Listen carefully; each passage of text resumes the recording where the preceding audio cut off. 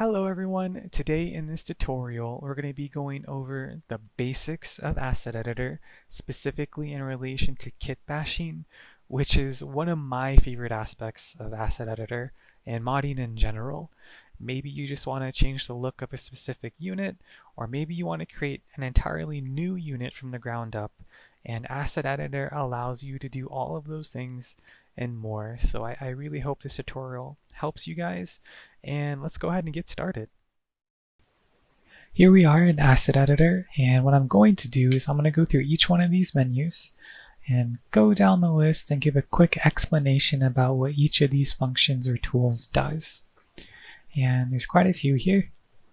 And the first thing we want to do before anything else is go into Options, Settings, and within this menu here is where we assign the game directories, or more specifically the path to the data folders for the games that you want to be modding or using Asset Editor for. And in my case, I use Warhammer 2, Warhammer 3, and 3 Kingdoms. So I've gone ahead and assigned the paths to the data folders for each of those games. And then here where it says current game, you can select the current game that you're going to be working on. In my case, it's Warhammer 3. And all what that does is when you launch Asset Editor, it will automatically load the pack files, as you can see here, for that game, which is really useful.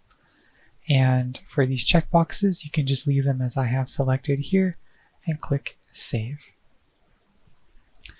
Now, if we go into File, and for example, if you created a pack file using Rusty Pack File Manager, you can just select File, Open, find your pack file wherever it is on your computer and open it that way. Or in the case of this tutorial, you can select Create, New Pack File, and we can create a new pack file that way. And as you can also see, this is where you also create new animation packs for Warhammer 3 and 3 Kingdoms. And I've gone ahead and made a separate video specifically for these two tools here, and you can go ahead and watch that on my channel. But for this tutorial, we're just going to select New Pack File. And something that you always want to do is just give your pack file a unique name. Mine's not going to be that unique, but it's just going to be tutorial_1.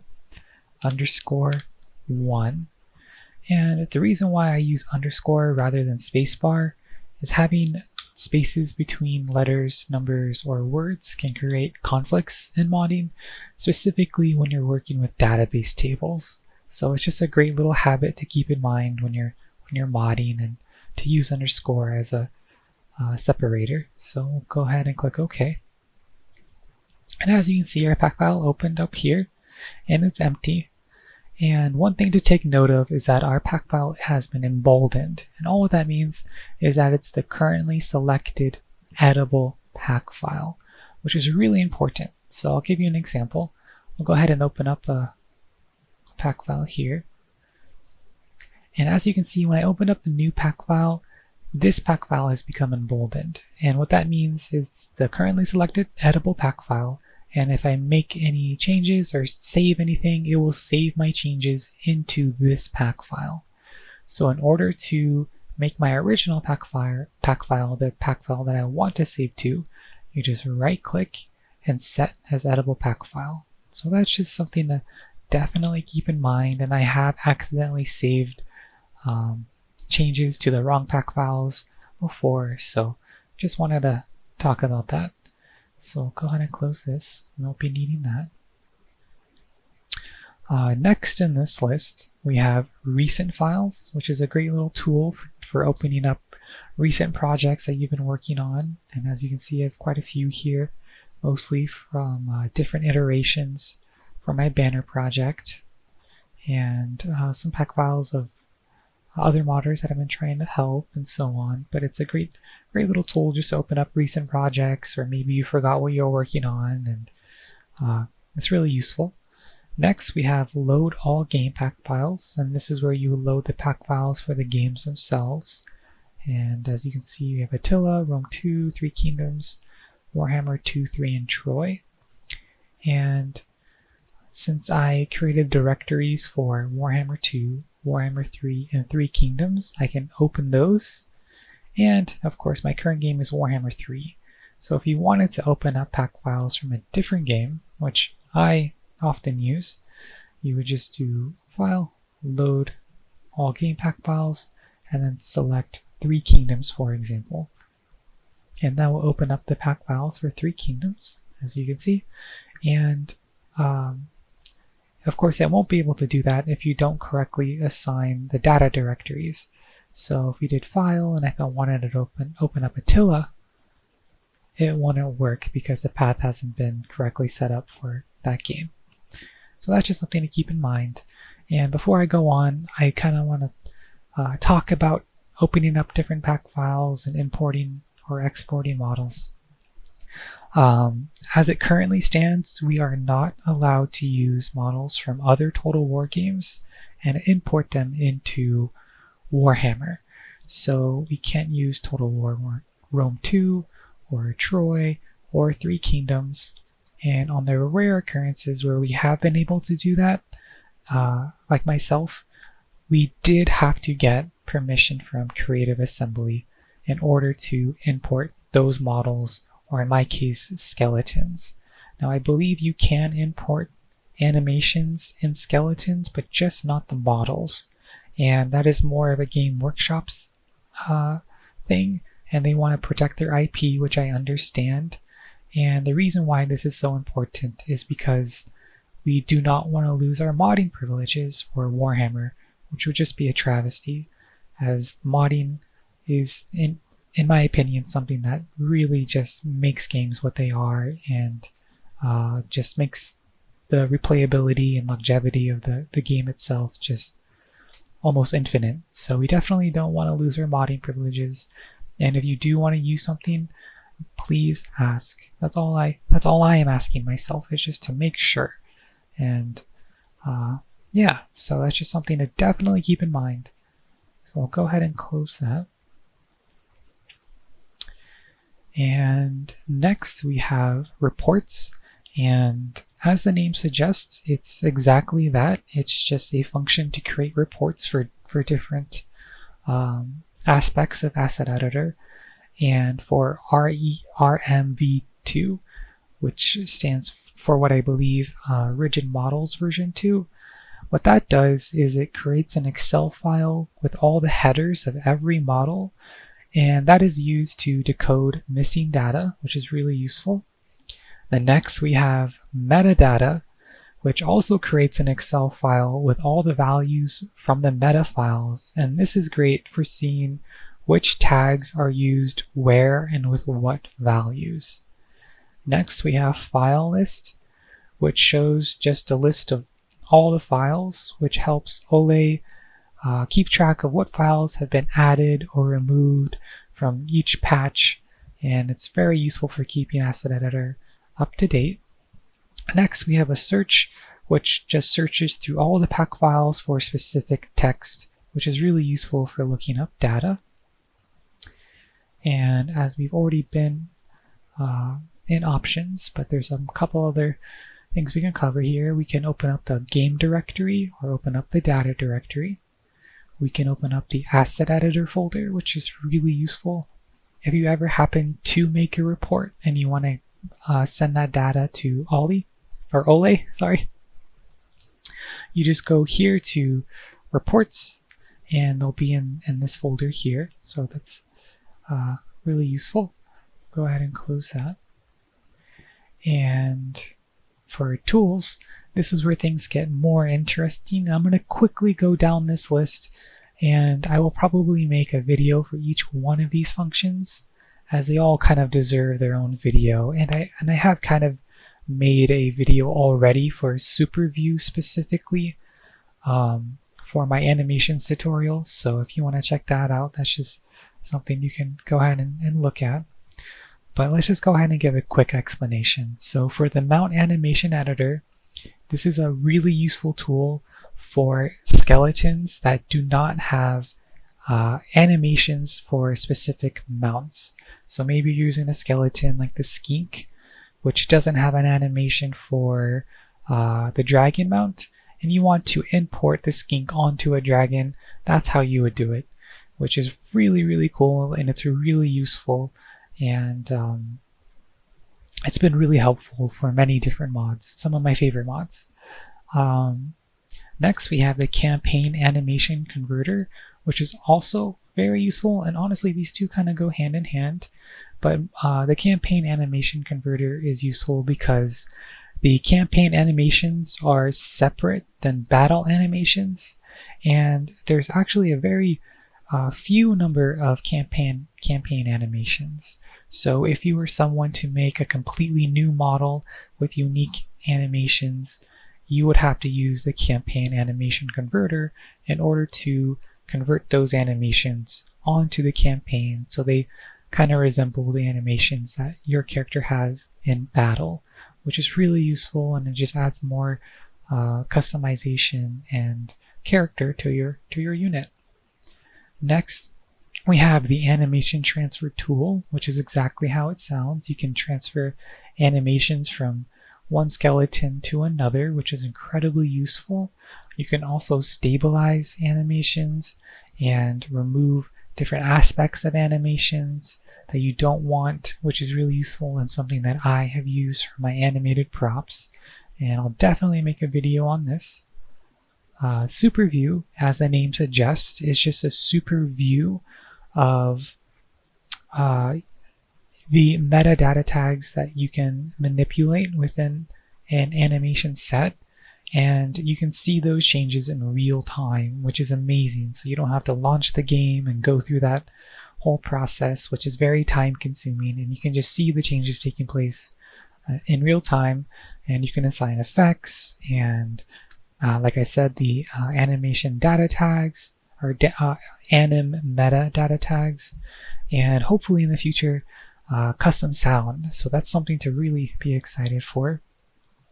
Next, we have the skeleton editor, and of course, as the name suggests, it's for editing skeletons, which is really useful. You can resize them, you can remove bones, you can do some really cool stuff with this editor, and I really enjoy it, and I use it often. Probably not as often as I should, but definitely something I want to get more familiar with.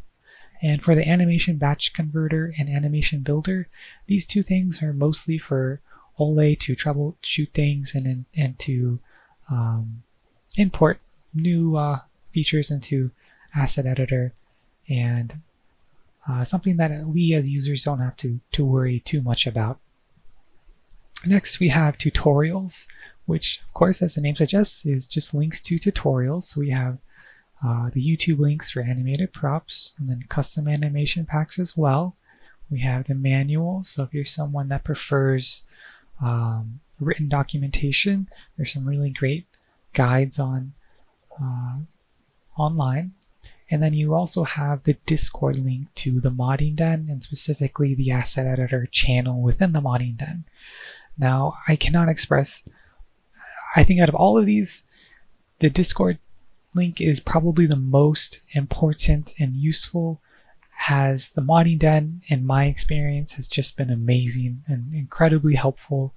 And if you're a new modder and getting into modding, I cannot express, and I can't recommend enough joining the modding Discord. And please don't be afraid to ask questions, as there's channels for everything you can think of.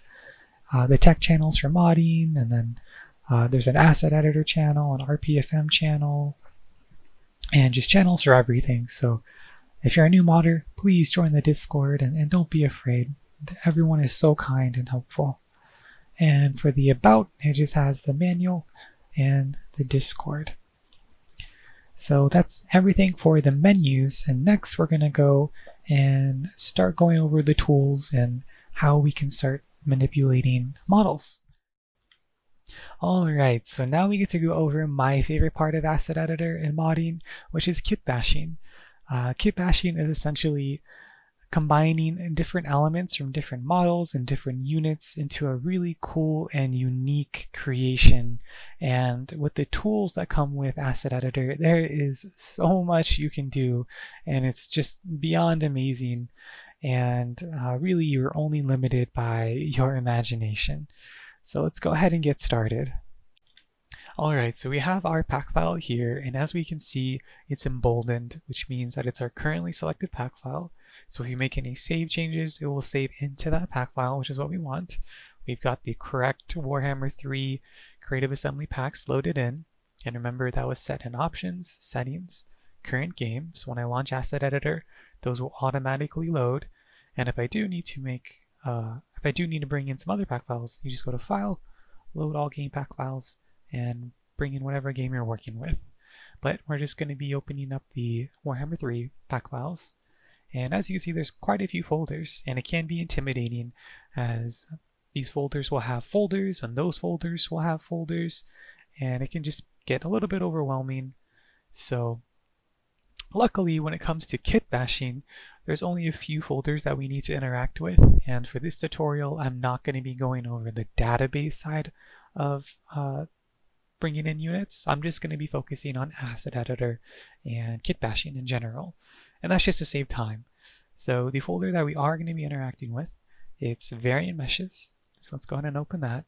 And then the two folders within this folder are the variant mesh definitions and the WH_variant models, or Warhammer_variant models folder. So let's go ahead and open up the variant mesh definitions. And there's quite a few. There's actually one for every single unit in the game, including cavalry units such as horses, the Kislev bear riders, and so forth. So there's one for every single unit in the game, and if you're someone that's wanting to make a new war machine, war machines do not have a variant mesh definition. They actually have their own little folder, so let's collapse that. Right here, so you got war machines, you've got different folders for the types, so aircrafts, where you can find the sky junk and carriage, where you have the Luminarch and the Vampire Black Coach, for example. So that's where they are located, and I did spend a lot of time trying to find those one time, so hopefully that saves you guys some time. Let's go back into variant mesh definitions. Something to take note of, though, is the crews that operate those war machines do have a variant mesh definition, and you'll find those here. And for example, there is the Bretonnian artillery crew here, and we can assume that's for the Bretonnian trebuchet. That's part of their roster. So that's just something to take note of. And something else that you'll pick up as you mod more often is you'll begin to understand how Creative Assembly structures their files. And as you can see, this says BRT, and I just know that means Bretonnia. I mean, one, because we can see here there's all the Bretonnian units, but I'm just used to it as well. And if we scroll down, there's BST for Beastmen, we can assume, and then CHS for Chaos, and CSTs for the Vampire Coast, and WEF is for Wood Elves, for example, KSL's Kislev, and so on. So that's just something you'll pick up as you familiarize yourself with the game files. So let's go ahead and open up one of these variant mesh definitions. And what is a variant mesh definition? So models are usually broken down into several different parts, and it does vary, but mostly they are broken down into a head, body, legs, sometimes there's a cloak, and then you have their weapons or shields. So you have your spears and swords, the bow, the quiver, the arrow that goes with both of those, and so on. And all of those elements are combined and assigned to a unit within a text file, which is the VMD, or the variant mesh definition. And as we can see here, the text file on this right plane is opened, and it can look intimidating and it looks kind of hard to read, but it's actually fairly intuitive and it's fairly straightforward. So there's different slots that comprise of every unit. So there's a slot for the body here, and then below that it has the path to the model itself that Alberic is using in this case, and then it has the slots for the different weapons, as you can see. And then of course the path to the model once again, which is his trident. He also has his shield, and then the path to the shield, and then the head, which is the path to his helmet and his head. And for these slots down here, as In my experience, I don't ever actually interact with these. I mean, I'm assuming there's some modders that do, but for kitbashing, I find it unnecessary, and I just usually leave these as is. So you only really need to focus on these top entries here. And when you open up different variant mesh definitions, you'll begin to notice that some units are just structured differently. And I think there's a few reasons for that, where some units just have more going on. So they'll have more slots. So like a ranged unit's going to have a ranged weapon, plus a quiver, plus the arrow that goes with the quiver, a melee weapon, plus a body and a head and legs. Or in the example of the Sea Guard for the High Elves, they have a shield as well. So they have, pretty much everything going on. And something else that I notice is variant mesh definitions can look differently depending on the faction as well as their race. So that's something to keep in mind. And finally, I've noticed that Creative Assembly as Warhammer has evolved over these years. I think it's like close to a decade, which is pretty insane to think about. They have begun to consolidate some of the different parts and just include a body and a head rather than having a head, legs, torso, and cloak all separated. They kind of just put the legs, the cloak, and the body all into one model.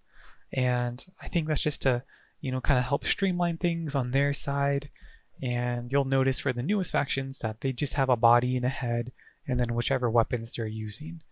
And I'll give you an example. So let's go ahead and open up a Warhammer 1 faction, like the Wood Elves here. And we'll just open up the Eternal Guard. And as you can see, there's a body, there's a head, and a legs. So they have 3 different pieces. And if we open up a Kislev model here, so Kislev, and we'll just open up the, let's see, we'll just open up the Ice Guard, for example. So the Ice Guard just has a head and a body. So they combine the legs and the torso into one body model. And there's pros and cons for that. It's good in a sense where when I open up that model, so I'll just go ahead and do that. So we'll just type in Ice Guard up here. Let's see, there we are. Oh, do I need to underscore it? Yeah, there we go. So Ice Guard, and then of course it's this entry here, for example, it's pulling from this location. So when I originally said that these are the 2 folders that we're going to be working with, the variant mesh definitions and Warhammer variant models, that's what I was referring to. So we'll go ahead and open that. And something else that I want to touch upon is the factions and units. When they are organized by skeleton type. And there's many different skeletons. And I'll actually clear this just to give you guys a visual representation of that. And we'll collapse that so we're not just going crazy. But under variant models, these are all the different skeletons in the game. And as you can see, there's actually an impressive amount of skeletons. And different factions utilize several different skeleton types. And normally you'll just kind of get more familiar with modding and you'll kind of have an idea of where things are, but sometimes it is a little bit confusing. So I recommend always opening up the variant mesh definition, and you can use this as a reference. So we understand that the Ice Guard Glaive variant for Kislev is a humanoid 01 skeleton, or HU1 when it's abbreviated. So we'll go ahead and find that. And as you can see, it's right here. And there's also different types. So like for example, HU1D, that is, I just know from the top of my head, that's referring to elven units. So you have DEF for Dark Elf, High Elf, Wood Elf. But then something to take note of is female variants can have a separate skeleton as well. And I think they're also moving away from that, but I could be mistaken. But for example, the female variants for the elves are under humanoid 1B. So we open that. There's actually a different type of units in here, but there's Dark Elf, High Elf, and Wood Elf again. So they have all the female versions of those skeletons, or I guess this skeleton And there's also some Bretonian units and Tomb King units. So that's just something that I wanted to touch upon. But for this tutorial, we'll just go to Humanoid 1, which is here. And then we'll go down to Kislev, and then Ice Guard. And we'll go ahead and open up the rigid model by just double clicking it. So we'll just go ahead and open up the first one. And I double clicked it, and it's going to open up in this plane, as we can see. And as you can see, the legs and the torso are combined. And originally in game 1, that wasn't the case. The legs and torso were separated. And the pros for that, as I said, you can just open it, and now you can just kind of edit everything at once. But that also means that there's technically less customization. I mean, you could reach the same amount. It would just be more work.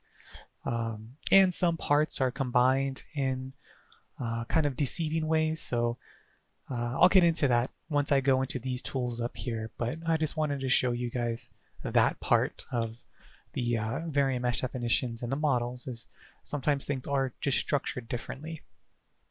So we'll go ahead and just close this, and we'll leave that open, and we'll leave this one open as well.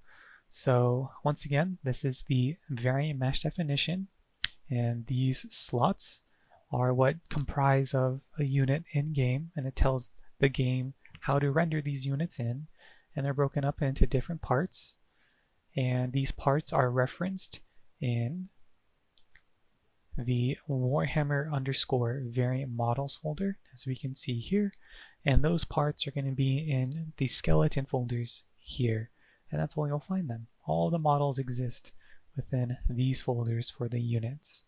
So let me close this, and once again, as we can see, sometimes they're structured differently depending on the race, depending on the faction, and sometimes there's just more going on. So that's just definitely something I wanted to go over. And now we'll move on to doing the model side of things, and I'll go over, let me go ahead and open something here. I'll be going over all of the selections up here and all of these menus and tools, and there's a lot, and they are amazing. So I'm really excited for that. All right. Okay, let's go ahead and close these two things here, and let's collapse this, and let's go back into the variant mesh definitions. So when I first create a unit or units, I always try to figure out a variant mesh definition that would work best with my unit. So first I decide upon the skeleton, and then the faction, of course, and then the type of unit. And I'll give you an example. So let's type in Dwarf. And if we go down to Iron Breakers here, or Iron Drakes, excuse me, we can see a few things. So one of the things is the variant mesh definitions are sometimes structured for skeletons, and then also structured for the type of, for the faction. And then there's also audio files associated with the race. So we can see here there is one for dwarfs, and then lastly, the reason why the type of unit is important is because there's also an audio file tied to the armor sound as well. So Iron Drakes are a very heavily armored unit, and when they move around and fight, they have the plate sound associated with them, so it sounds like they're really wearing heavy armor. So that's just something to keep in mind. We're actually not going to use dwarfs for this tutorial. Let's go ahead and use a Game 3 faction. Let's see here. That's too low. Okay, we'll go ahead and use ogres, and we'll just use the FireBelly. So in order to bring this variant mesh definition over, we're just going to right click and then copy to addable pack. And we're actually going to scroll up to the top, and we'll go ahead and collapse the variant mesh definitions just so we're not infinitely scrolling. And as you can see, our pack file has turned red and there's an asterisk. And all what that means is that changes have taken place within our pack file, and we just haven't saved since those changes have occurred. So it doesn't mean anything is wrong, it just means we haven't saved yet. So if we open it, we can see that it has created the correct file path and the variant mesh definition is here. So it's exactly what we want, and if we right click and save, and we find a file path for it, it will go back to normal. And a really cool feature with Asset Editor is it will create backups. So let me actually save a few times. So just save and save. It will create a backup every time you save. So let me tab out of here and go into my backup folder that I created a shortcut to. And as you can see, it's created tutorial_1 pack and then 2 for the second time I saved. And it's really helpful. It saved me a bunch of times, and if you ever make a bunch of changes and you want to roll back, you can, or if your pack file becomes corrupted for whatever reason, you will be able to go back to these backups.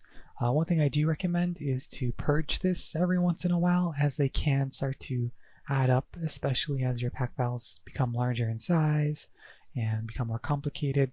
It's just going to take up more room, so it can quickly fill up your drives. So just be mindful of that, but we'll go ahead and close that for now.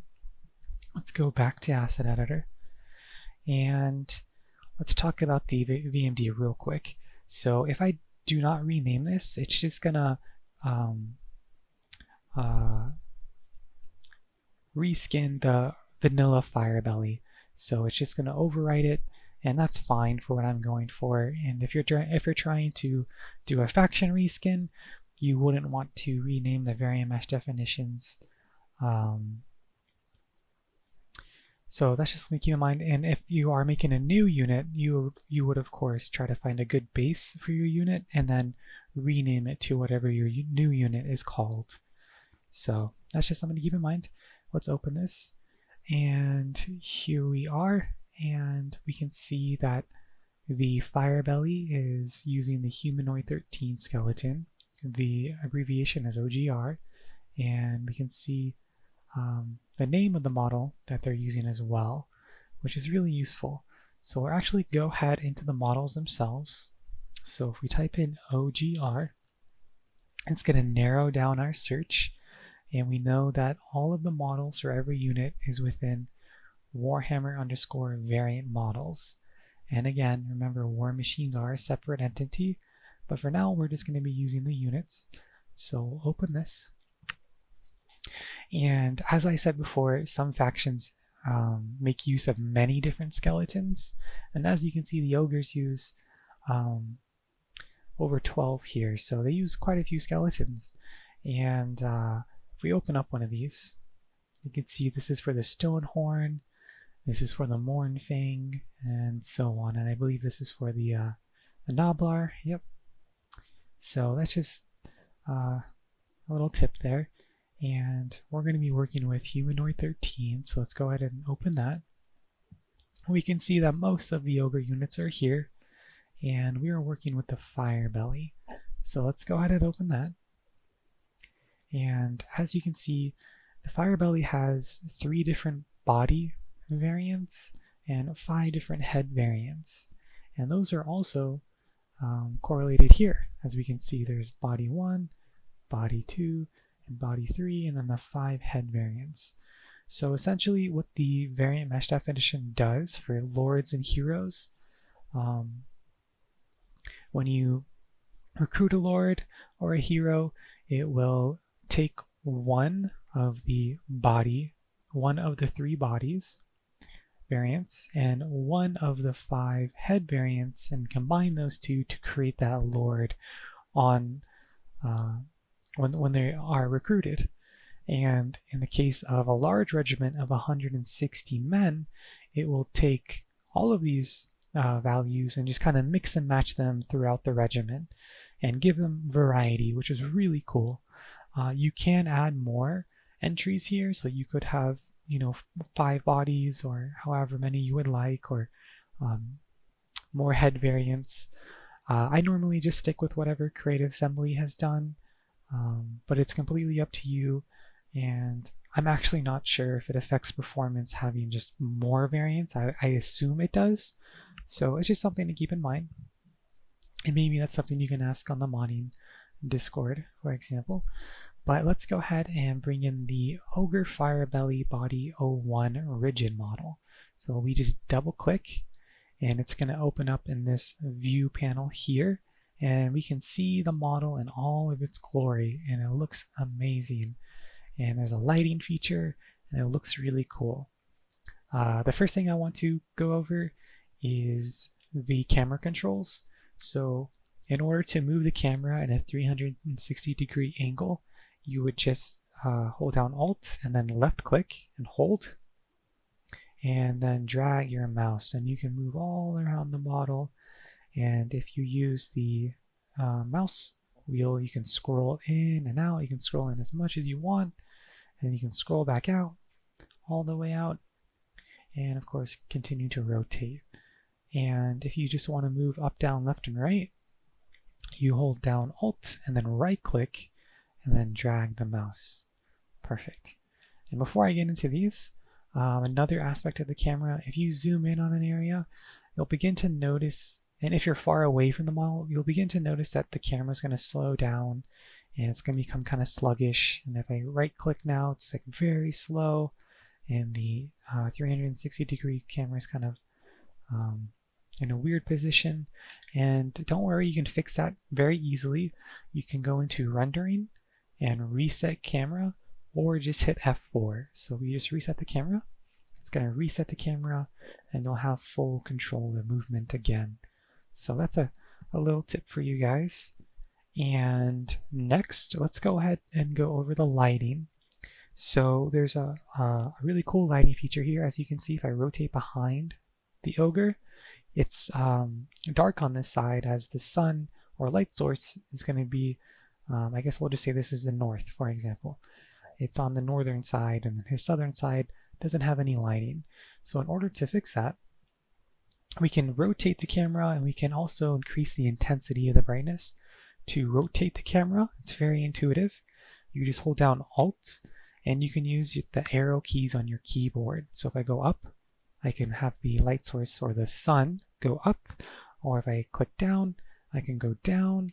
And then if we rotate it, if I go left or right, let's go left in this example, I can have the sun rotate all the way around to the Ogre's backside, and then of course keep going. Perfect.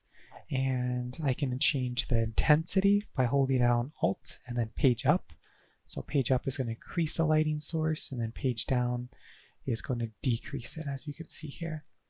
And to reset those values, you just hold down Alt and then click hit Home, and it will reset the camera for you. So those are just the camera tools, and I find that really useful, and I use those quite often. And I really appreciate that addition, as it has helped me personally. But let's continue. So I'm going to go through these one at a time. So as it suggests, we have File, Save, Save As, and Import Reference Model. So this is how you save your model.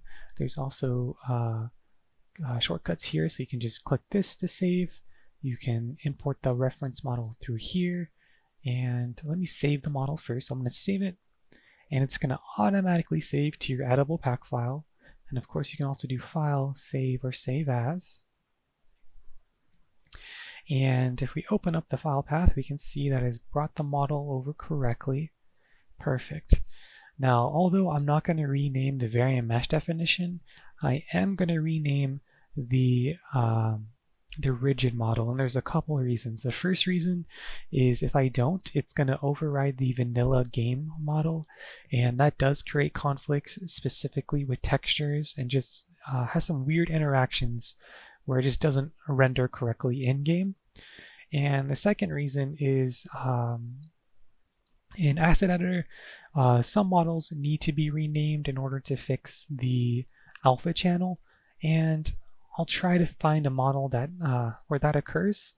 And there's also some texture problems that can occur when you don't rename the model itself. So it's always a great habit, and just name it something unique, and don't just rename it a new number, because remember, there are multiple variants. I mean, technically you could rename this body 04, for example, because we know there's only 3 bodies, but I usually give it a name. I think it's always best to do that. So we'll just do Ogre _ tutorial_FireBelly body 01. That's perfect. And then we'll go ahead and save. And we have our body, and perfect.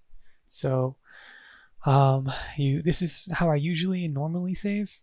And you can also import models with this. I actually do not use this, but I'll show you. You just click it, and then you can narrow down your search by using the search function, and then you can just open up all these folders. So that's 1 click, 2 click, 3 click, 4, 5, and then eventually you'll find what you want to import. Let's just import the head, for example, so we can see what our FireBelly looks like with a head, and we'll click OK. So 6 clicks later, and of course more than that, I guess it would be technically 9 clicks, we can get the head in, and it's functional, but I actually don't use that method to import models. And as we can see, our reference models here in the right panel, and I'm actually going to remove it, and I'll go more into detail with all what this panel is all about. Let's go ahead and remove this.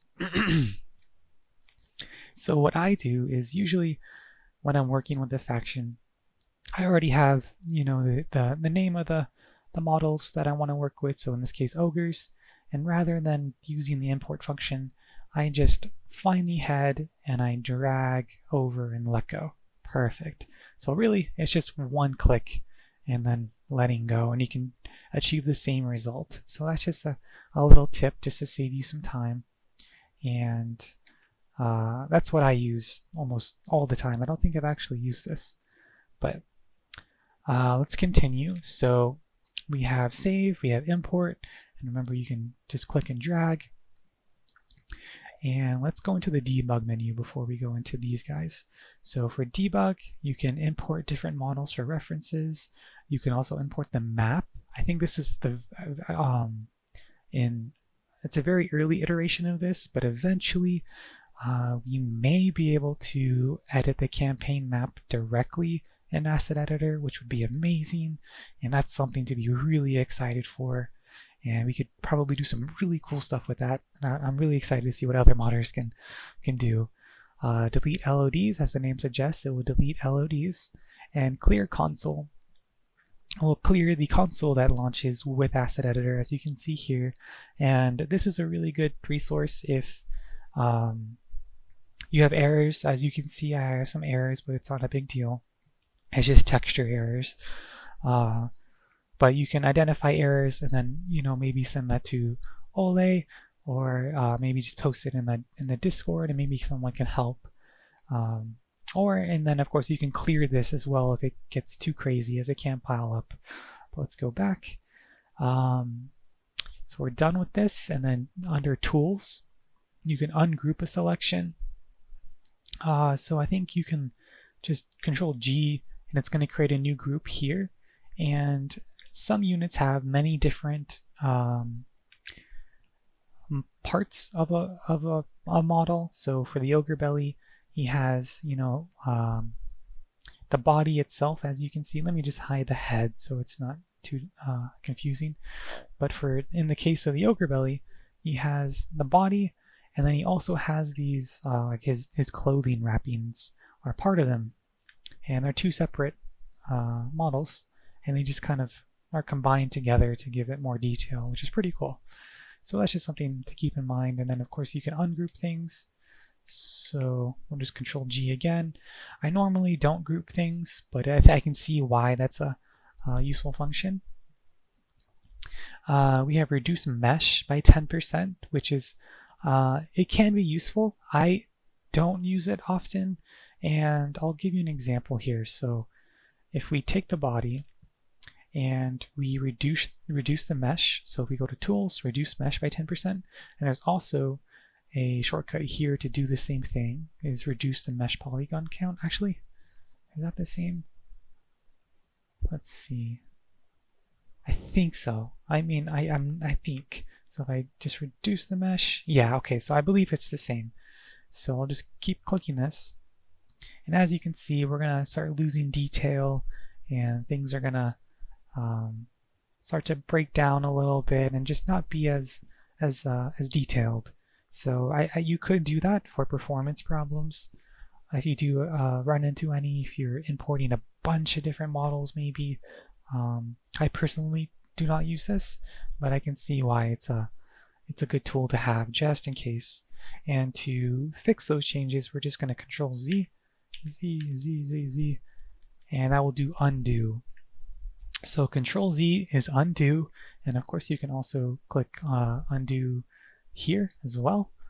And actually ungroup objects and Z. Okay, yeah. So that's just another tip. And you can sort models by name as it suggests. And these two functions are really useful as well. You can generate a WS model. So if I click this, and it's going to create a WS model for any of the changes that I made, and you hit yes, and that will show up next to your FireBelly original model here with the correct name, and it's just the WS model version, which is really cool. But we'll go ahead and delete that for now, and I'm just going to save. Next, we have rendering, and as I said before, you can reset the camera here. You can change the focus of the camera. So if there's another object that you want to focus on, you can change that there. You just select it and then focus the camera, or Control F. In my case, it's only the body itself. You can toggle back face rendering. So not all, but I want to say most cloth objects have two faces. So they have a front and a back. So for example, if I click this, and I'll get into this tool later, but if I select one face and I'm just going to copy or create a duplicate, I'm going to move it out. There's actually two faces here, and they both need to be selected and copied, and I'll show you why. So in Asset Editor as it is, it looks like it would function correctly as it's being rendered from both sides. But if I toggle back face rendering, which is how this face would be rendered in game, so rendering, toggle back face, and if I rotate it, you can see here, let me just move it out a little bit, that it's actually invisible on one side. So that's a really useful function, and if you do have invisible textures in game, it's probably because you didn't copy both faces, so the back face, and then of course this would be the front face. So that's really cool, and I actually had a problem with that recently, and this really helped me. So it's a really great tool to have just to visualize things. And yeah, so we'll just go ahead and delete that. Let's see what else here. We have toggle big scene rendering, and to be sincere, I have no idea what that is. So I'm just gonna skip that one for now. All right, let's continue. So we went over save, import, undo, and the select gizmo, which is hotkey Q. It just allows you to select different models within a view. So here I can just select the ogre, or you can also select here, which is what I normally do. And if I wanted to bring the head in, so let's just go ahead and render this in. And if I want to be able to make this editable, sorry, as it is, I won't be able to interact with it. I can just right click and then make editable, and it's going to bring it in, and now I can interact with it. So this is cool. So now I can select the body, or I can select the head, and that's just an example of this tool. The next tool that we're going to be working with is the move gizmo. So if I select the move gizmo, for example, I can move a selection left or right. So I can move the head to the left, I can move it up, and of course I can move it forward or back. And this is a really great tool, and I use this quite often for getting things into place, especially armor pieces and just little doodads and stuff like that. And it's just a wonderful tool. Something you don't want to do though is you don't want to select the body and the head or whatever you're working with and get too far away from the skeleton. So if I get too far away and then I save it, and as you can see, the skeleton is here, by the way, And if I animate it, we're gonna have like a like a Dead Space type creature here, which is quite terrifying. Maybe that's something you're going for, but that's just something to keep in mind. So let's stop animating, and we're going to Control C just to get everything back into place, or Control Z, sorry. And yeah, so you can move things around, you can move armor and so on, and I'll show you some more examples of that. The next tool we have is the Rotate Gizmo, and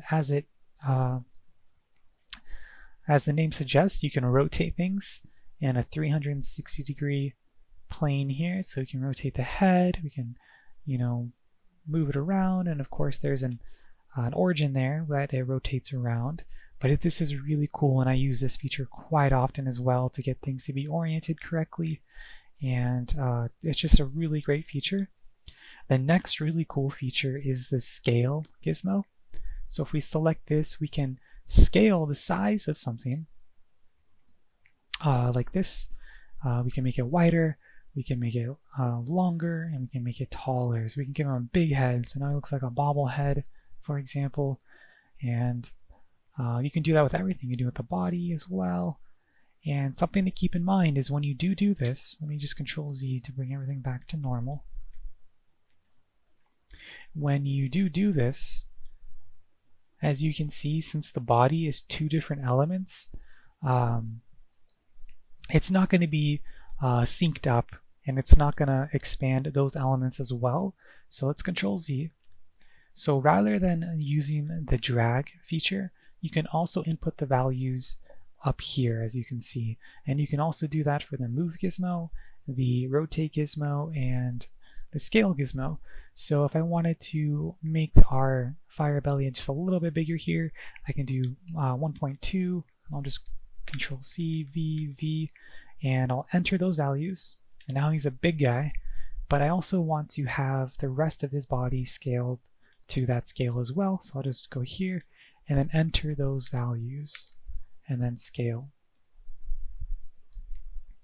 And it's not quite perfect, but it's a little bit better.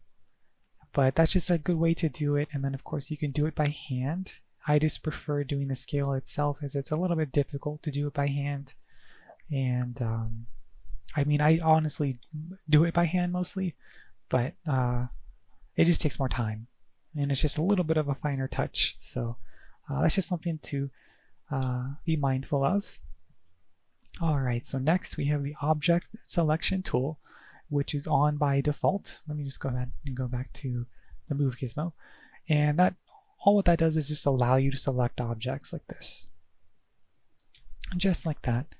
And the next tool we have is a really cool tool, which is the Face tool. And if we select that, and if we select a model and then select the Face tool, it's going to break up the model in several different faces, as you can see, or these triangles, and each triangle represents a different face. And a really cool feature is if I select a face, and if I go over to the Grow Selection or Expand Selection tool, it will intelligently select faces within that group. So if I expand it, it's going to select everything that is part of this group. So in this case, the arm is part of this torso, or if I select the shield here and I do the same thing, it will select that part of the shield. And then of course I can hold down Shift and select multiple faces and then expand as well, and it's going to select all of those things, which is an amazing tool and probably one of the tools I use the most, just to get a good selection of things. And of course sometimes you have to tailor it a little bit more, but it saves so much time. And before I even knew that was a thing, I would do each face, and my god, I wish I can go back in time and just slap myself, because it just took way too much time doing that. So it's just a really great tool, and you can expand and delete things, and it's just really cool. And of course I'm going to go into more depth when I make just a Kitbash, but I'm just going over the tools for now. So that's the Face tool. It's just a really great tool. The next tool we have is the Vertex tool. So actually, let's go back to the face tool just in case. I want to make sure I didn't miss anything. So, okay, so you can actually convert selected faces to vertexes. So if I expand it, and then if I select the convert to selected faces to vertexes, it will smartly select the selection that I had selected and just allow me to use these vertexes. But maybe I am getting ahead of myself because that's the next tool I'm going to explain. So let's go back. The next tool is the Vertex tool, which is also an amazing tool. So if I select a model and then the Vertex tool, as you can see, it's going to intelligently create these vertexes. And if you pay attention, you can see that it's based off of the triangle faces that are also created and where they connect.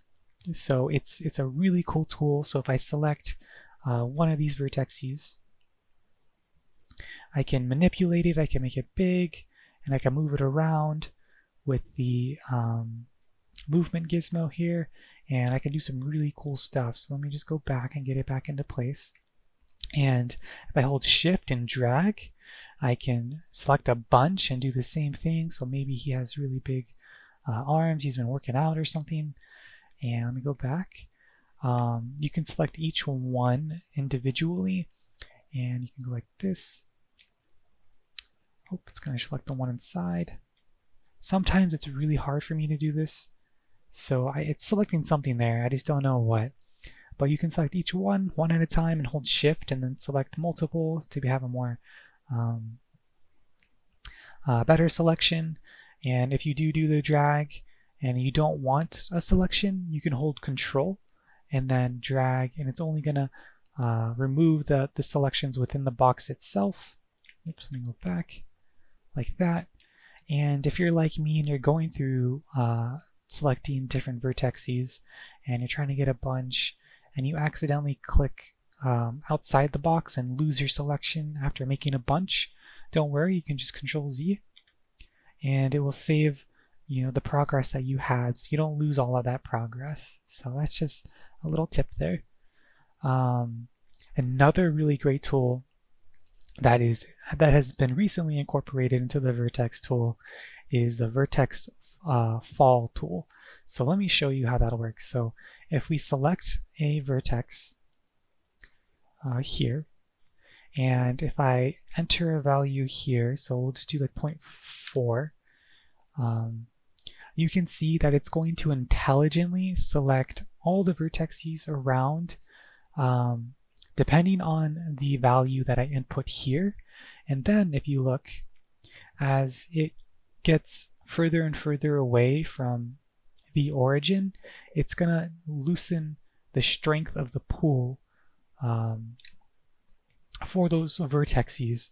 So if I move now, if I adjust this, you can see that it's slowly moving intelligently all of these vertices, and then the strength of those movements is getting lessened and lessened as you can see the shade of the strength begins to fade. So as we get further and further away from the origin point, it gets lighter and lighter until it's just completely white, meaning it has no there's nothing selected within this area here. And it's just an amazing tool, and it's a very soft sculpting tool. And this is also a new addition that I'm really excited about, and it's just really going to help make things look more natural. And I'll show you why, because let me put this back to 0.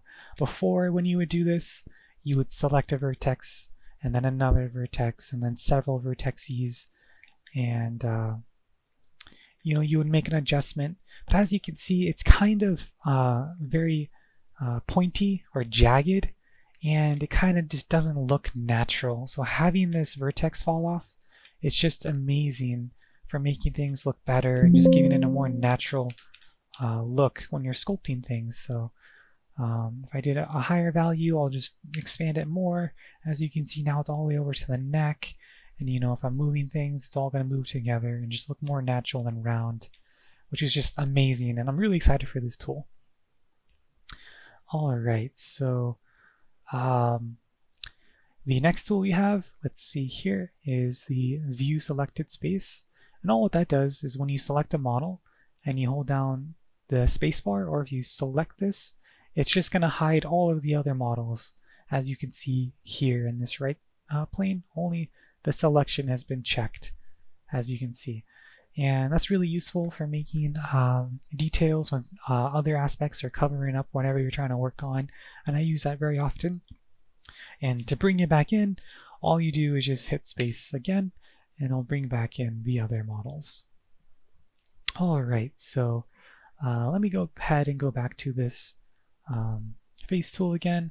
So as I was saying, when you select a face, I'm going to select a bunch, and then if we convert it to vertices again, it's going to keep the fall off. So that's something to keep mindful of. That you do have to make sure you don't accidentally save this for everything. I'll just set it back to 0.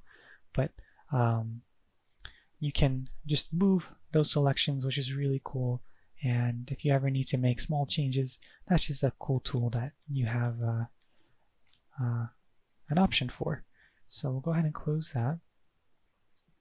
All right, so the next tool, we select a model again, is the Split into Logical Parts.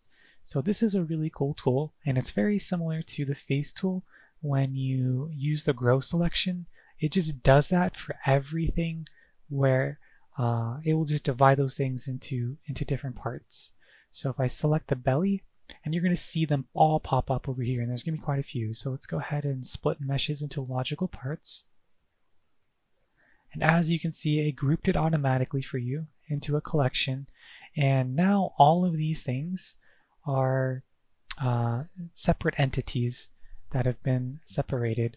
So as we can see, the arm here is now separate from the body, and this tooth, for example, it's its own thing, which is really cool. I actually don't use this very often. I usually just select what I want to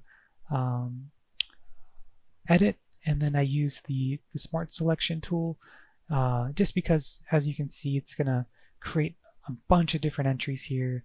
There's actually 83, and sometimes it can even be more. So I don't use that very often, but I can definitely see why it's useful, and it's just a really cool tool to have. So let's Control Z, and let's get everything back to the way it was. There we go. And let's go here. So the next tool we have is the Merge Selected Meshes tool, which is incredibly useful. And personally, when I am making changes, I recommend doing this at the end when your mod is ready to be uploaded.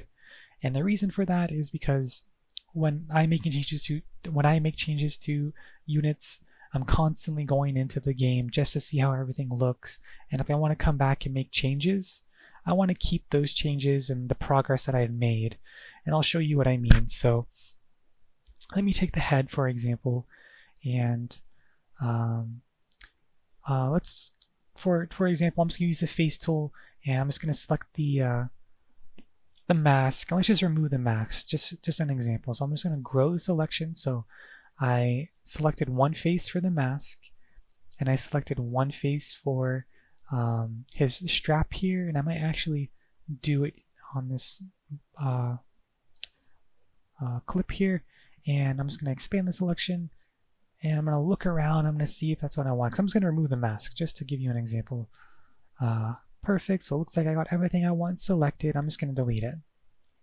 So now our ogre doesn't have a mask, and I'm going to take his head. I'm going to select the head, and I'm just going to create a duplicate, and I'm going to move it to the right. So now he's got two heads, and you can orient it and rotate it a little bit. So now he kind of looks like just a two-headed ogre, and it's not going to be perfect. And of course, I would only spend more time trying to make it look better. But now that there's two heads, as you can see, it's created another entry here on the right. And what that means is just it's created another model. And what the Merge Selected Meshes does is we'll merge similar meshes together. So when our model is in game and it's loaded into game, it's not loading both of these models separately. And that is incredibly important for just saving on space and just making sure that our mods are optimized. So in order to combine things, one thing you can do is just select everything by dragging, or you can just click and then shift. So actually it's going to be both heads here. So select the head and then shift, select the other head, left click, and then you can merge these two things. And now it's merged them. So now when the game is launched and it loads the head, it's just going to load both of these models together rather than separately. And we don't want too many models being loaded, as it can cause just memory leaks and just performance problems and so on. So that's just what the merge selection is for. And like I said, I usually do that after I am happy with my changes. Just in case I'm in game and I don't like where the head is, I can always come back into Asset Editor, and then I can just select the head and then move it down more if I need to, or wherever I want to move it, and so on. Let's go and delete that. But always do that. And a really great feature is since the body and the head are separate, you can't merge them, as they don't share textures. But if you have multiple head creations and multiple bodies and you select everything at once, it will intelligently merge those meshes that can be merged together by just selecting everything at once. So that's really cool. The next tool that, as you saw, is just the create a duplicate selection, and I use this very often, and it's really cool. It's just whatever you select, it will create a duplicate just like that. And if you want a more refined duplicate, so if we zoom in here on our ogre, we can see that he's missing a lot of teeth, and maybe I want him to have some more teeth. Yeah, because you could definitely use some more teeth there. So what you can do is select the head, select the face tool, and if we zoom in, we can select each tooth. So I'm just going to hold down Shift and then left click. Oops. As you can see, I accidentally selected outside the model, but if I hold Control Z, it'll go back to where I was, thankfully. And then I'll go slower this time, and I'll select these teeth. And then I'm going to expand or grow my selection. So now it's selected the entire tooth model. And then I'm going to duplicate it with the duplicate tool here, or Control D. I'm going to duplicate it, and I did duplicate it, but they're going to be on top of each other, so you don't really see any changes. So what I'm going to do is I'm going to shift them over a little bit. I'm going to move them back a little bit so they're kind of on the gums. And another thing you can do is I can use the Vertex tool. I can zoom in, and I can just select these vertices. As you saw, I just drag-clicked, and rather than moving all the teeth at once, I can just move the ones that I want to move. Like this tooth isn't where I want it to be, so I'm actually going to deselect this tooth by holding down Control and then dragging around all the vertices. And I'm going to move it back just a little bit more, and then I'm going to move it this direction. Perfect. So now our ogre has a beautiful smile, as you can see, and he has more teeth to eat things with, which is definitely something that ogres like to do. And since I created a multiple selections, and honestly I'm happy with the teeth, it's kind of scary, but that's okay. I am going to select both of these, and I'm going to merge them. Perfect. So that's what the duplicate tool does, and as you can see, it's incredibly powerful, and you can duplicate anything. Really, you can have more teeth on this. You can give them an extra arm, or as you saw, I gave him an extra head, and you can actually make that into an animated prop and make the head move around and look around and stuff to really make it look like it's alive, not just static. So that's really cool. So the next tool, of course, is just the delete selection, and as the name suggests, it just deletes things. And this next tool is the convert selected mesh at any given animation frame into a static mesh. So what does that mean? So as you can see down here, there's this button for animations, which is a really handy tool. And if we click that button, we can see all of the animations that are used for this skeleton. So as you can see, this is actually not an ogre animation. This is actually the animation for bloated corpse for the vampire coasts. But since the bloated corpse uses the humanoid 13 skeleton, the ogres do have access to it, which is really cool. So if we look at that, it's going to animate the ogre for us. And then if you want to use a different animation, you just click this drop-down menu, browse, and then every single animation tied to humanoid 13 is on this list, and you can see there's a bunch. And our guy's a FireBelly, FireBelly. So I'm gonna find a FireBelly one, and I usually use the idle animation. And the reason why I like to have the animation ready to go when I'm working on a model is just for clipping issues mostly. And of course you can see the attack animations and the walking animations, which I do play as well. But mostly I do this just to make sure that things aren't clipping and things are attached to the model correctly. And I'll get into that soon. But let's continue on with this selected mesh at any given animation frame. So let's go ahead and let's do an attack animation so he's more mobile here. So I'll maybe do a knockback, or let's see. We'll do the death animation. So as you can see here, the death animation has 63 frames, and let's just say I stopped it at frame 17. And I like this. This is cool. You know, I like the way this looks. It looks like he's like almost like he's dabbing or something.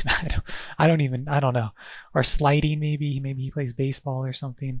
But I like this, and I want to make it into a static mesh. So I will pause the frame, and oops, I messed that up, didn't I? So we'll go back, and then of course I can go back here, go back to 17, and I can select the body, and I can then, as it's being animated, and I can convert these selections, I guess I can convert all of them, into a static mesh. So let me do that. And it's going to create the static mesh, and let me go back. And as you can see, it's created a static statue of that animation frame here that you can use as a prop. And once again, it's static, so it won't animate, and it's pretty cool. You can use this for a couple things, and I'll actually show you real quick. A really cool just little idea that you can possibly use this for. There's a bunch of stuff you can use it for. I just want to make it look like he's getting drop kicked in the face, but let me just delete that. So let's think. So a really cool feature that I think you could use that for, let's just go to the elves, for example. Let's see. Let me actually delete that selection. So humanoid 1B, actually, let's go to B. So we'll go to humanoid 1B, and let's go to high elves, specifically the Sisters of Avalorn, who I despise in multiplayer, so that's why I'm going to use them. But let's bring over the model, and you'll notice that there's a WS model and a rigid model, and let's see something here. So let's bring over this rigid model. So I'm just going to drag it over, and it might actually be inside the ogre. So let me actually delete this as well, and then make edible, and let me shift it over. Yeah, it's in his belly. Okay, perfect. So this is a good example. As you can see, the textures aren't currently working, and I could fix that by bringing this model into my pack file and renaming it. Or what you can do, let me just delete that, is bring over the WS model, and normally that fixes the texture issues. So we'll go ahead and do the same thing, and as you can see, it's brought in here in the reference messages, and I want to edit it. So I'm going to right click here and then make editable, and then I'm going to shift it over just so I can see what we're working with here. And perfect. So actually I'm not going to do it like this because I can't. So I'm actually going to delete this. So I'm actually going to open up the rigid model in a different view. I'm going to just get rid of that. I'm going to bring in this one. Perfect, so that's the WS model.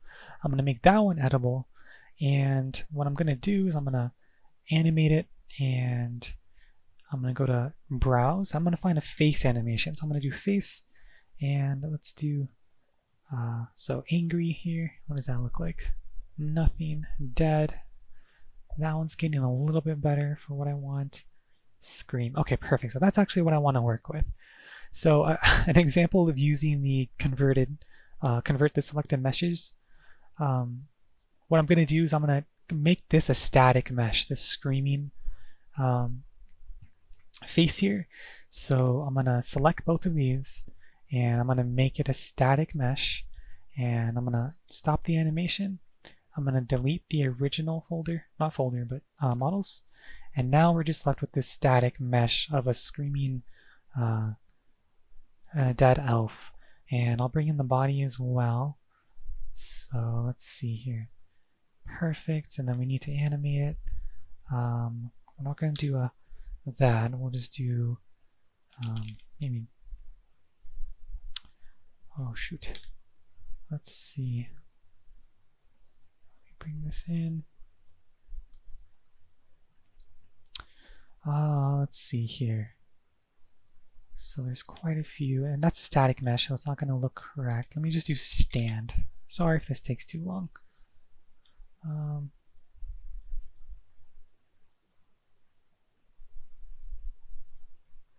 Okay, we'll just do this one here. So I'm going to stop it there.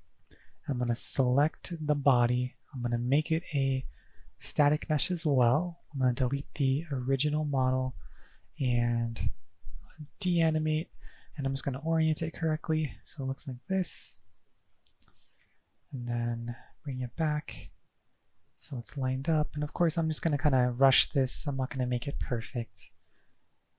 Perfect. So now we've got our elf here just the way I want it, and I'm going to save it, and that's okay.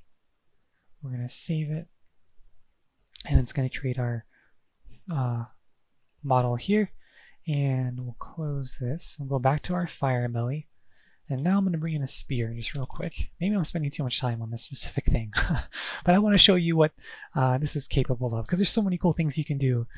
So let me just type in spear. We'll just use goblin spear. Perfect. We'll just make that edible. And for weapons, they do have a pivot point, and I'll explain that probably in another video. Oops. Let me actually go back. Let me just make this 0 again. So 0, 0, 0.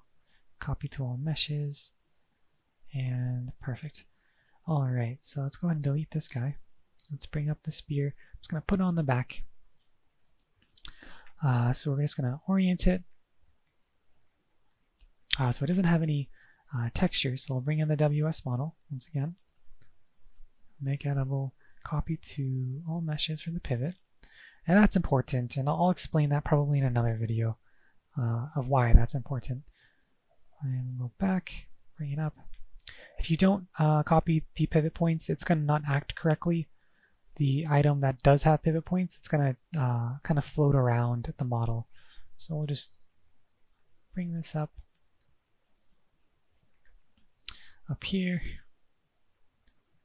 And perfect. So now it's just going to be like a little pull on the back, just like that. And I'm going to make it a little bit longer. So a really cool function with the Vertex tool and the Scale Gizmo tool is you can make things longer and wider and bigger, as you can see here. So I'll just use the that tool, and then just for reference, you can also select the vertices and use this tool as well, and you can shift them over and so on. So I'm just going to make it a little bit longer and put on his back, just like that. Now it's not going to attach to the back. In order for it to attach, we're going to use the pin tool, and all you do is select the mesh, or not the mesh, but the model, and then the pin tool, add selected meshes, and then you select the model you want to attach your prop to, and then we select the vertex mode, And then we select a vertex that would work best. So we can just, you can select a cluster as well, but just around where we want it. I'm just going to make it a little bit more better selected. There, that's fine. So it's like even, and then just set from selected vertices, and then apply. And another important thing is the vertex type here. You just set it to weighted instead of cinematic. And let's see. If we play this animation, perfect. So he's gonna, now as you can see, the item is attached to the ogre. So let's go back. Now let's go ahead and bring in our Sisters of Avalorn here. And close this. Perfect. I'm going to make it edible. I'm going to shift it up. Perfect. This is what we want. It's not going to be as perfect as I want, but as you can see, using this tool, we made it look like this Sister of Avalorn was sadly cut in half and now is impaled. And as she was being impaled, she was surprised. Just like that. And of course, you could add like blood textures if you really wanted to go all out, but I just want to give you a basic idea of what you could do with this tool.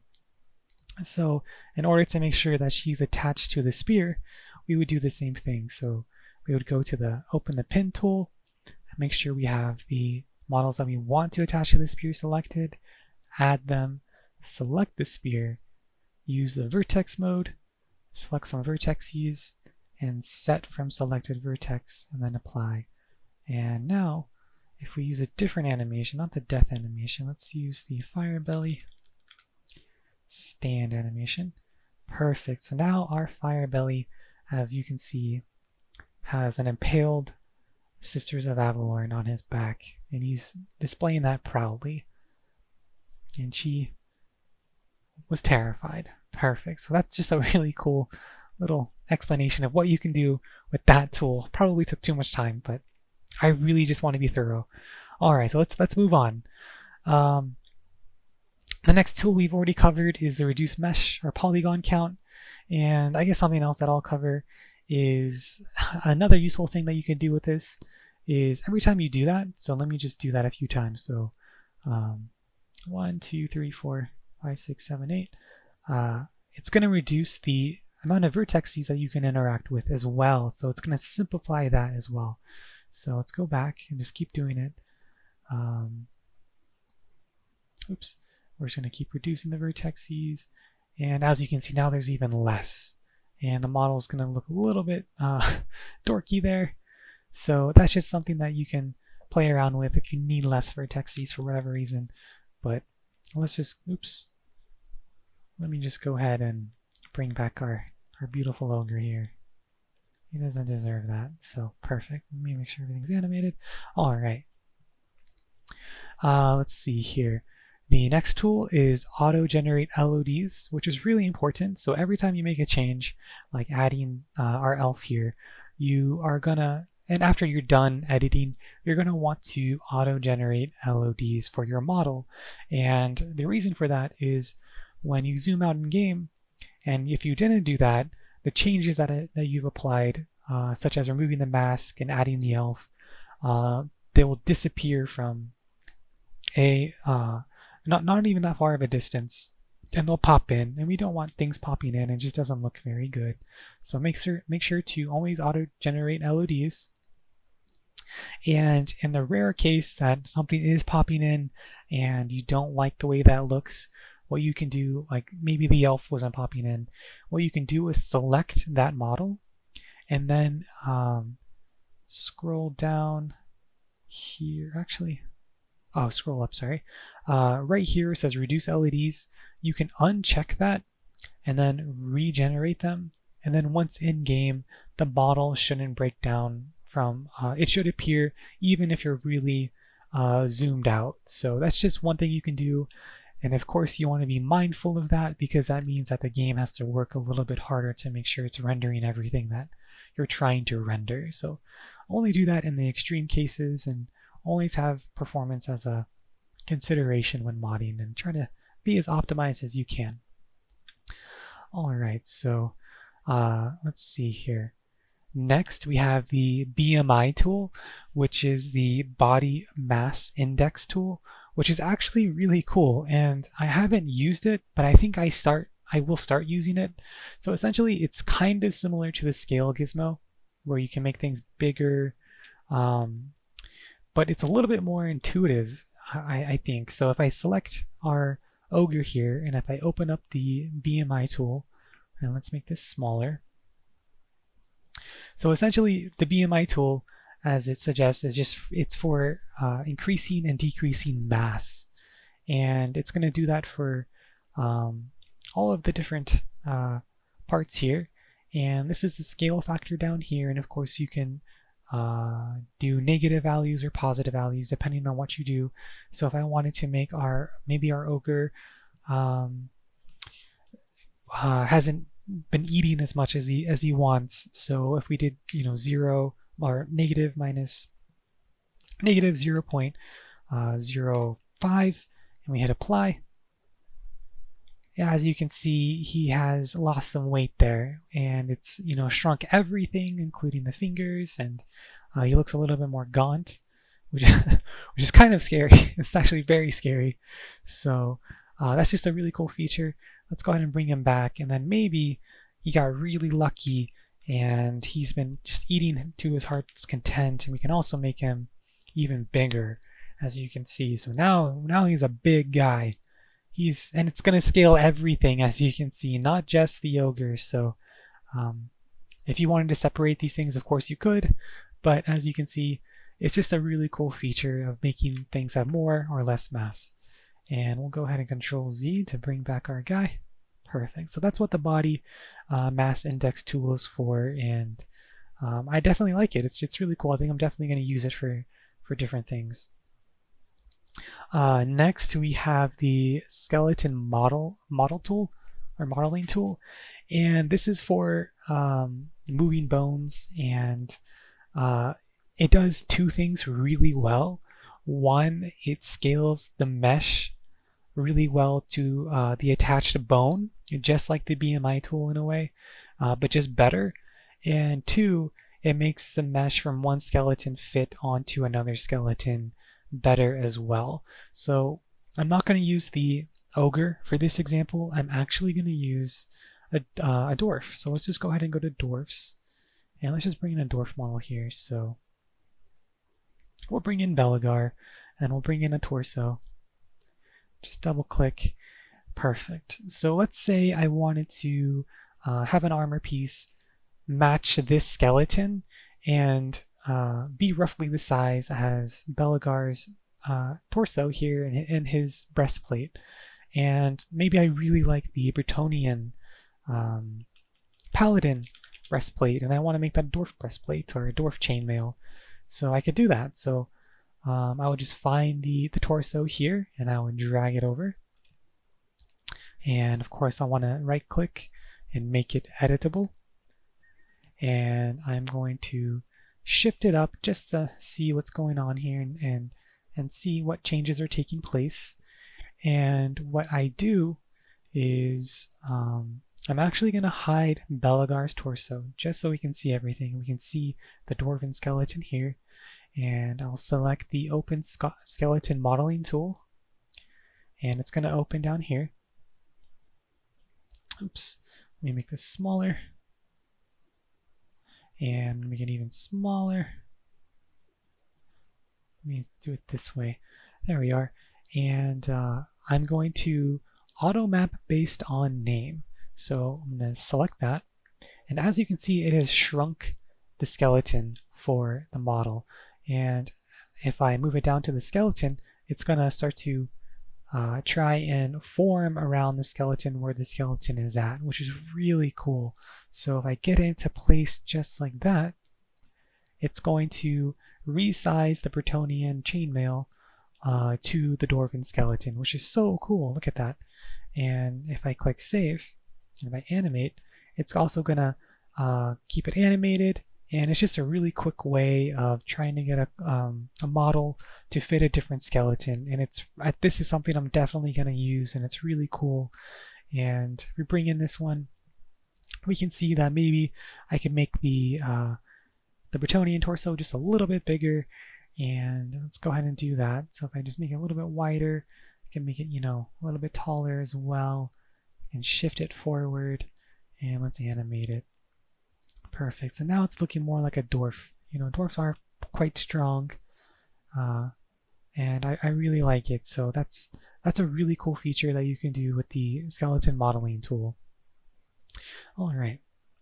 Next, we have the open re-rigging tool. So let me just open that. What this does is you can re-rig different bones of a skeleton to another. And it's incredibly powerful and very useful, and I use this quite often as well. Let me show you an example. I'm actually going to go back to the dwarf, and let's bring in.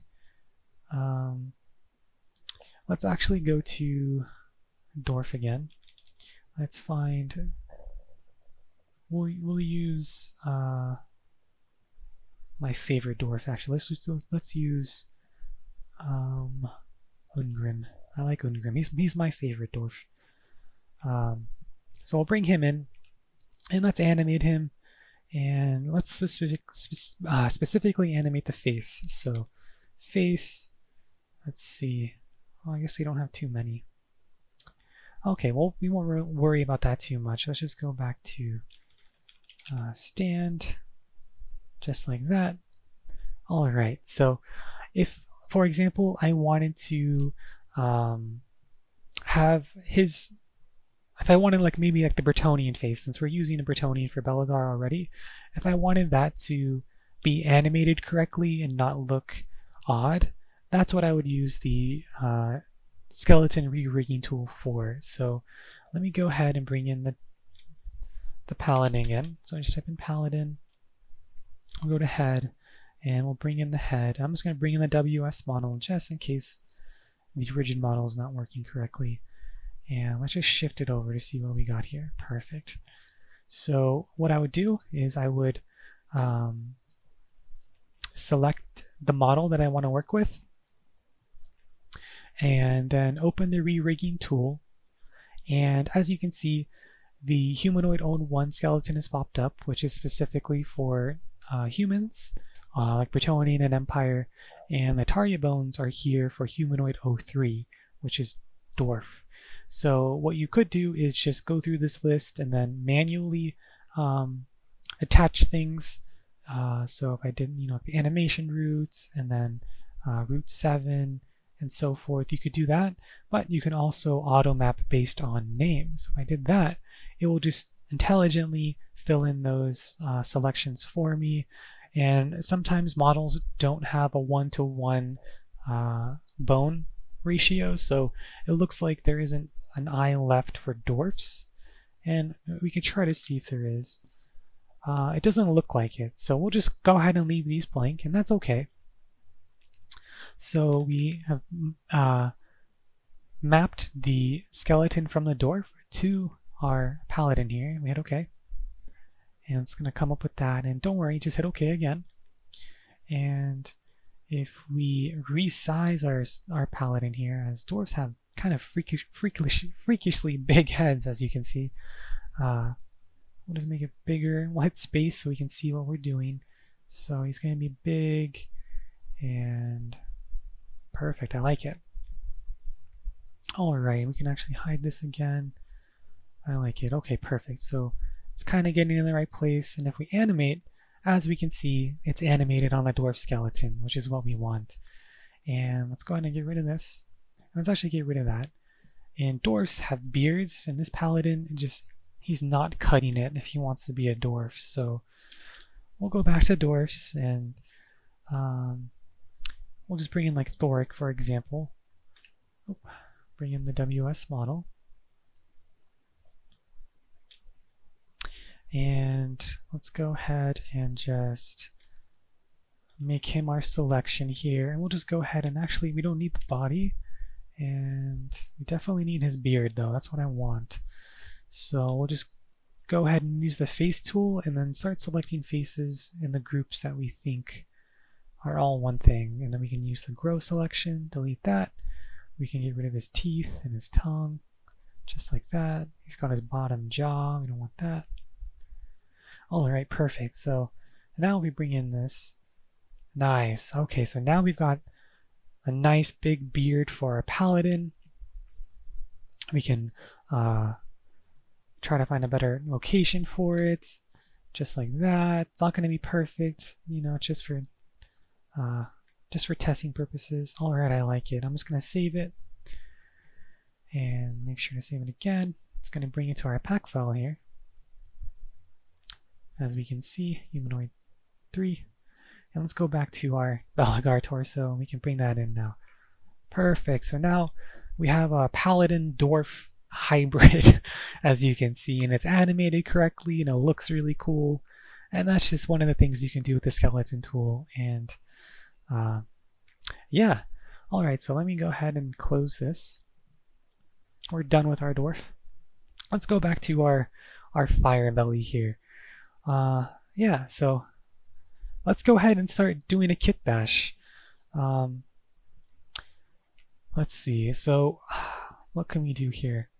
You know what? Let's make him a cheerleader. Let's see what we can do with that. So first he's gonna need a ponytail, and he's gonna need some pom-poms.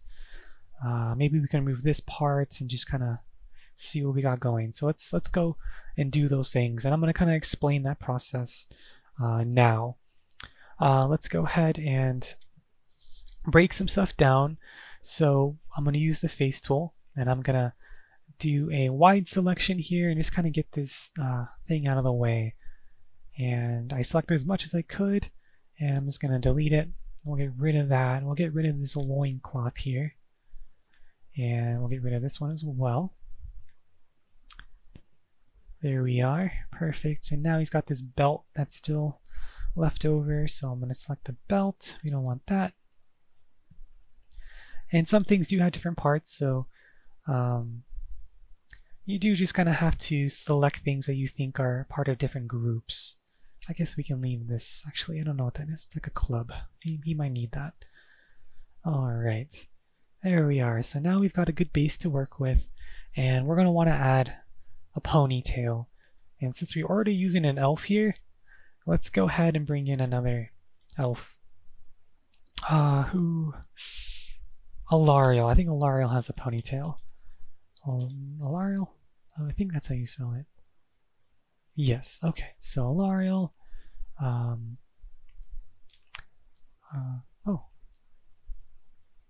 Oh, her hair is actually separate. Okay. That might even be better. So we're going to bring in her hair, just like that. And you see, as you can see, it's down here. We're going to right click, make it editable. We're going to bring it up.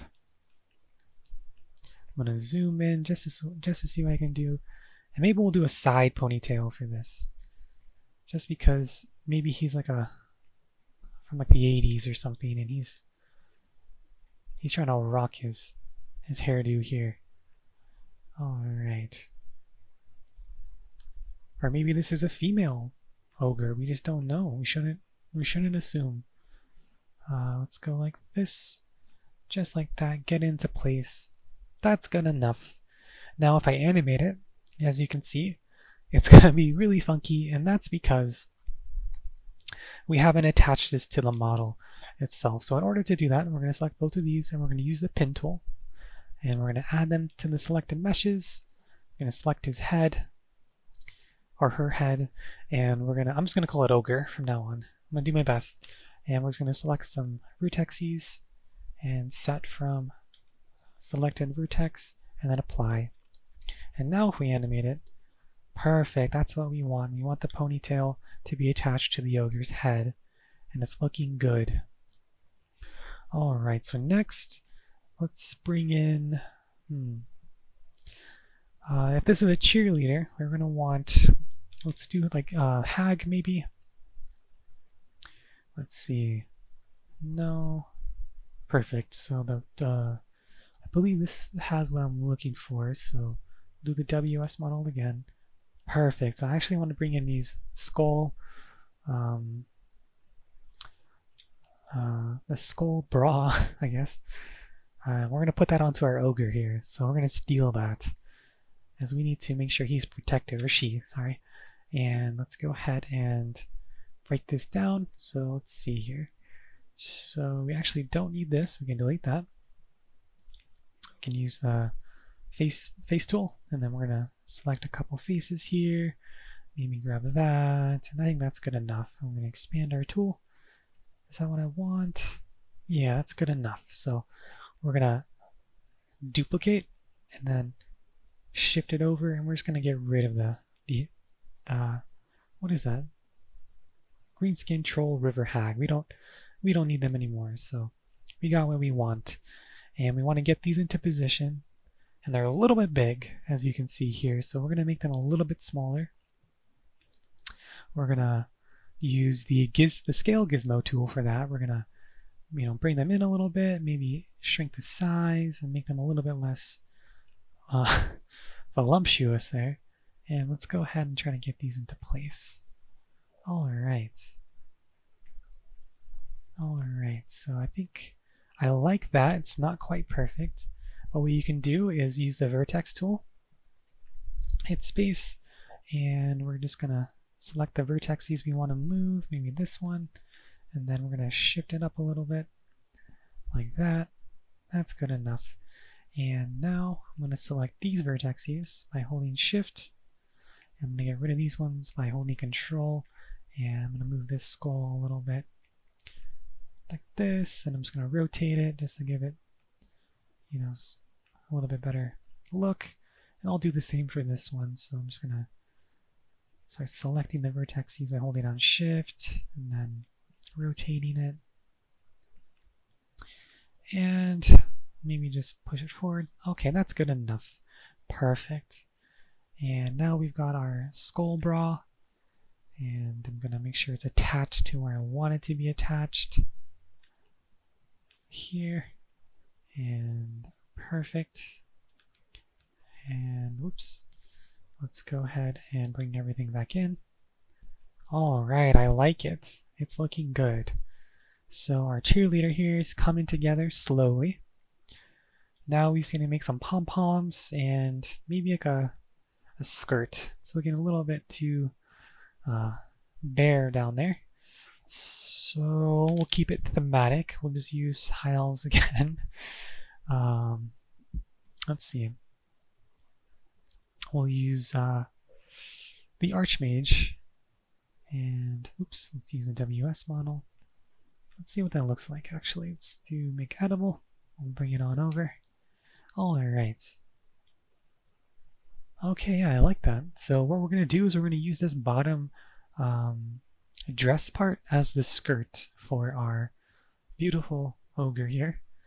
So what we'll do is just get rid of mostly everything. So just do that. Okay. Actually, I kind of want to keep that part. So let me do that again. Okay, so what we're actually going to do, we're going to do it backwards. We're going to select these vertices, and we're going to expand the selection, and we're going to make a duplicate. We're going to get rid of this one. And again, the reason why I dragged rather than just using the face tool is because there is the back facing, since it's a cloth model. So that's one reason. And let's go ahead and break this down. We don't want the legs, so we can just select both feet, and it's going to intelligently select the legs. And let's see what we got going on here. Okay, so we're just going to cut this in half by selecting, and we're going to delete that. We're actually going to turn off the back facing for now. Aha, so there was one there. So we'll go ahead and get rid of that. So we don't want that anymore. And now we got to fit this skirt around the ogre here. And let's see. Okay. So what we're going to do is we're going to make it wider just by using the scale gizmo. And I'm just going to kind of eye it at first and try to get it into place. The proportions are going to be a little bit weird, but let's see here. All right. maybe a little bit less. I'm just trying to get a good eye for it. And I think that's good. I'm not going to leave it like this, of course, but at least we got it in the kind of the right spot. And I'm going to use the vertex fall off here because I wanted to make a wide selection, so 0.7. And I kind of want to bring this in. I don't want it to be so far out. There we are. All right, so now I'm actually going to resize this upper part. So same deal. Just going to select it. And I'm going to use the same vertex fall off as I kind of want to have the selection be similar. And I'm actually going to start to reduce this slowly. Actually, maybe if I do this. And then I select this one and this one. I'm actually going to do like 2, 3. And I'm going to make it a little bit bigger just so we can fit in there. And I'm going to reduce this to 0. I'm just going to select this and I'm going to move this back a little bit. And let's bring back in our cheerleader here. All right. Okay. And I'm just going to select these. I want to make them a little bit wider. I did not realize that ogres are this wide. And let's bring it back. I'm going to make it shorter. Of course, I would make this much better. This was actually like I was actually trying to make a good model, but we're just going to use this as a reference. So there we are. There, so now our ogre has a skirt and it's covering most of their butt and it looks fairly good for what it is. Oops. I'm going to shift this back. All right, so it's kind of in the right place. We've got a skirt and it's coming together, and let's make sure that the skirt is attached to the body here. So let's do that. We animate it. Oh, perfect. So now we've got a skirt, we've got our bra, got our ponytail, and we'll actually fix this right here by using the vertex fall off of 0.4, and we're just going to shift this forward so there's not as much clipping. You know, it's too much. Maybe right there. Okay, that's good enough. And now we need to make some pom-poms. So we need something with feathers, I think. Let's see. I think the demons have feathers. No. Let's see. Not the... Oops, let's close this. And this is one of the time-consuming parts, is kind of going through the folders, figuring out what you want to use. So I'm looking for the demon princes. Oops. Aha. Perfect. Okay, so let's go ahead and close this. And I know that the Slanesh heads do have some pretty cool feathers that we can use, I think. So let's bring in the WS model for one. Aha, okay, perfect. So that's what we want. So we're going to go ahead and make that edible. And we're going to shift that over. And then we're also going to bring in, just bring in this one here. Perfect, so it's got some feathers. That's what we want. And we'll make that edible as well. And we'll shift those over so we can see what we're working with. And we'll just go ahead and get rid of the head here. We don't want the head. We don't want these things and whatever this is. And we don't want these turquoise things. So actually I'm just going to copy this and shift it forward, shift this forward, and just get rid of that. Perfect. And then for this, yeah, just delete the head, get rid of his piercings, and then we will shift this forward by selecting and then just bringing it back. Perfect. Okay, so we're going to make a pom-pom out of this, or at least try. First we need to make it round. So let me move this here, and I'm just going to select where it's kind of tapered off, make sure this is 0, and I'm just going to flip it. And then I'm going to push it into itself like that. Just like that. Then, oops. I'm going to deselect here, bring that in. I'm going to bring this in too to make it a little bit more round. Alright. I think that is good. And then we're also going to do the same for this part. So, more vertexes, but that's okay. Let's do it like that. Bring it in. Push it up. Deselect. Bring these in. And I think that's good. Perfect. And I'm actually going to select both of these. And we want to make it round. So I'm going to duplicate it. I'm just going to flip it. Of course, you can use these values for more precise flips, but I'm just doing this quickly. And now we kind of have like a round ball. And I'm actually going to combine these meshes. And then I'm also going to resize it. It's a little bit too big. Just like that. Just like that. So now it's like a ball of, I don't know, a ball of pom-pom, I guess. And now we need to make the pom-pom. So let me bring this down. Let me see what that looks like. I think that's a good size. Okay. So now we need to make the pom-pom. And the pom-poms have like a bunch of parts kind of sticking out. So we're going to make this flat. So we're going to flatten it just like that. And what I'm going to do is I'm going to duplicate it just like this. And I'm going to rotate it. And I'm trying to make a circle out of it. So we'll kind of just like that. And then I'm going to duplicate it again and move it down. Kind of like that. All right. And I'm going to combine these. I'm going to duplicate it again. I'm going to flip this. I'm going to use the more precise one, so just 180. There we are. Okay. I'm going to push them together. I'm going to combine them again. And I'm going to make it a little bit smaller, so there we are.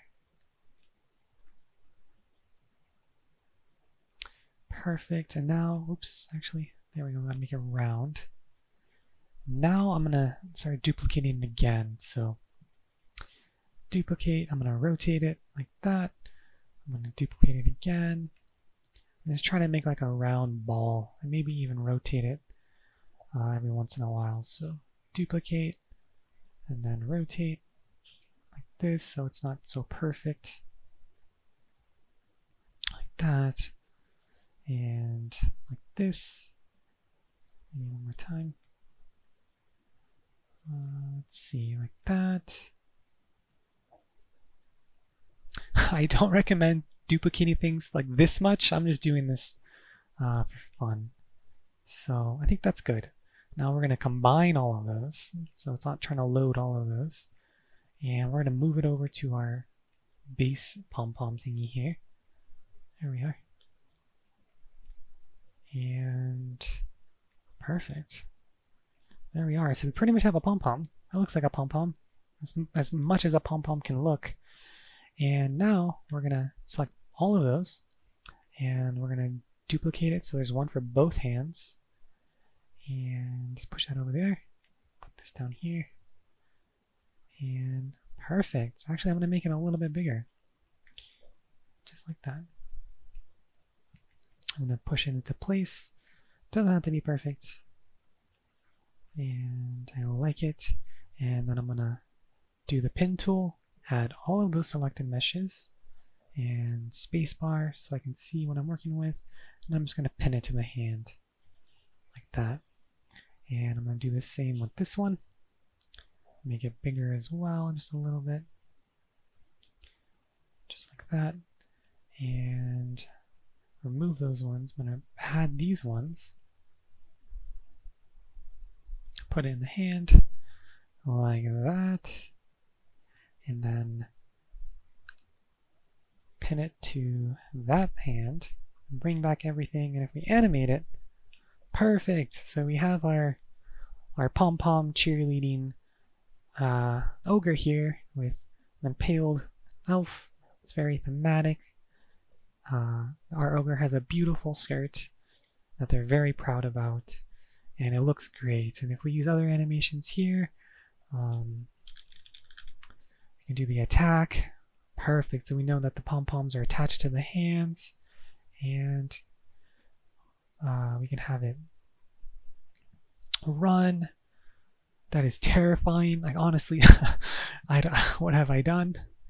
But that's honestly what you can do with Asset Editor. And now we just need to build our variant mesh definition. So let's go ahead and do that. And as you can see, when I brought in the head, it's all one mesh. And we're actually going to separate these elements. So let's go ahead and clear this and move this up. And let's just bring in a FireBelly head. FireBelly. And I'm going to bring over the head. So I'm just going to copy to editable pack, the first one, just to stay organized. And I'm going to save, right click, rename it to tutorial _ FireBelly head. Perfect. We'll resave our tutorial. And now we have the head and the body, and it's ready to go.